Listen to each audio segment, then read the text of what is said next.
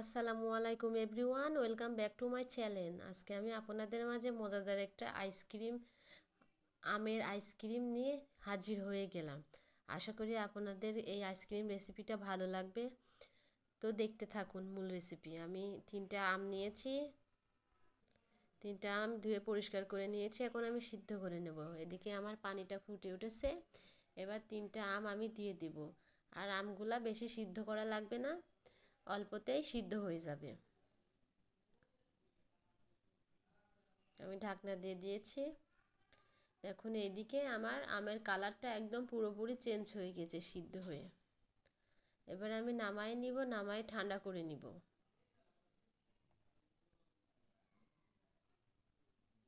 তো আমি আমগুলো ঠান্ডা করে নিয়েছি। এবার আমি ছিলে আমের থেকে আমের কাঠটা বের করে নিব। কত সুন্দরভাবে সিদ্ধ হয়ে গেছে।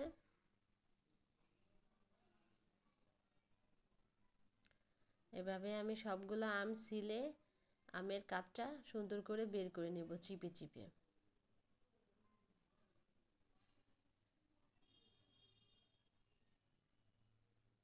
দেখুন কত সুন্দরভাবে হাতের সাহায্যে সব কিছু আটির থেকে আলাদা হয়ে যাচ্ছে।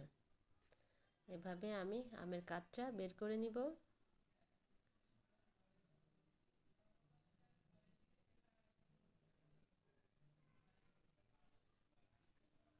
এবারে আমি ব্লেন্ড করে নেব। আমি চিনি দিয়ে দিয়েছি হাফ কাপ। আমি চিনিটা ব্লেন্ড করে গুঁড়া করে নিয়েছি, আপনারাও গুঁড়া করে নেবেন। আর এদিকে যে আমের কাঠটা ছিল সেই আমের কাঠটা দিয়ে দিচ্ছি।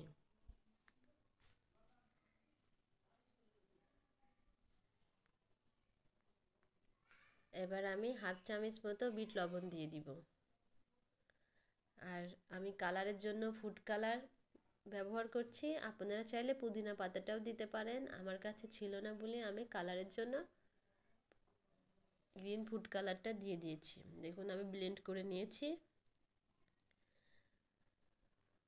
ব্লেন্ড করে নিয়ে আমি যেটাতে আইসক্রিম সেট করব সেটাতে আমি নিয়ে নেব। দেখুন আমি এটাতে আইসক্রিমটা সেট করব। আমি সবগুলোর মধ্যে আইসক্রিম মানে আমের মিশ্রণটা দিয়ে দিব। দেখুন এভাবে আমি সবগুলোর মধ্যে ভরে দিব।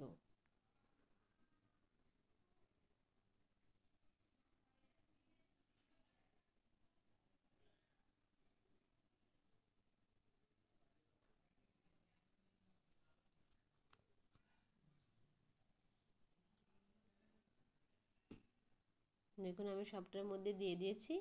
এবার আমি এটা ঢাকনিটা লাগিয়ে দিব। এই আইসক্রিম রেসিপিটা আপনারা তৈরি করে দেখবেন, অনেক মজা। টক টক মিষ্টি এই আইসক্রিম রেসিপিটা অনেক মজা লাগে খাইতে। এই গরমে আপনারা খেয়ে দেখবেন, অনেক ভালো লাগবে। তো আশা করি বুঝতে পারছেন আমি কিভাবে রেসিপিটা তৈরি করেছি। তো এভাবে এবার আমি ফ্রিজে 7-8 ঘন্টার জন্য রেখে দিব।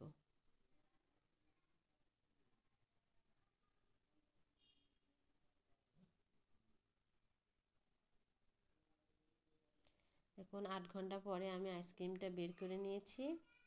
আর দেখুন আইসক্রিমটা কত সুন্দর জমে গেছে।